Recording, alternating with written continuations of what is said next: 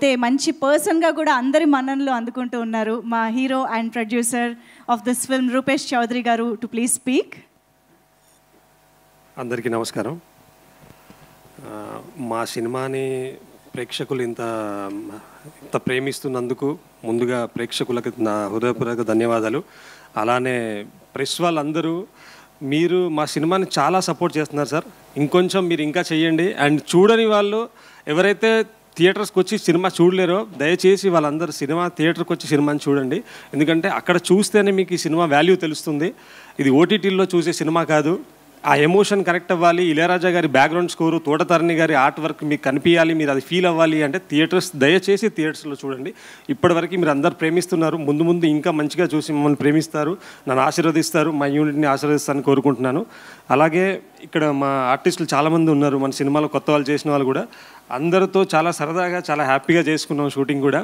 And వాళ్ళ పాత్రలు కూడా అంతే అద్భుతంగా ఉన్నాయి. మనం స్క్రీన్ మీద చూస్తూనే ఉన్నాం. రూహి గారైనా, శ్వేత గారైనా, ఈవెన్ అనుపమ గారు, అబ్బీస్ అన్న మీ పేరు మర్చిపోయాను.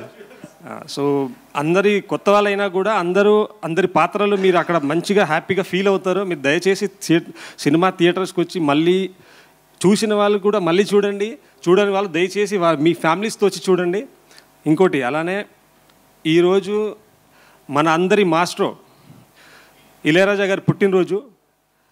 ఈ వేదిక తరపున, మా యూనిట్ తరపున అండ్ మనందరి తరపున ఆయనకి పుట్టినరోజు శుభాకాంక్షలు తెలియజేస్తున్నాను.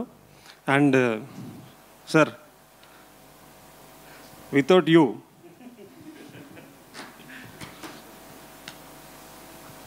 నేను కొత్తవాడిని ఇంత అద్భుతంగా అంటే చాలామంది చెప్తున్నారు సార్. మరి ఏందో నేను మళ్ళీ ఓవర్ యాక్టింగ్ అనుకుంటున్నాను, తెలీదు. అంటే చాలామంది కొత్తవాడివి షూటింగ్ సినిమా రిలీజ్ అవ్వకముందు ట్రైలర్ బాగానే ఉంది, నువ్వు ఏం చేసి ఉంటావు సినిమాలు చూద్దాంలే, రాయన్ ప్రసాద్ గారు అక్కడ ఉన్నారు, నువ్వు ఏం చేస్తావులే అని అన్నారు.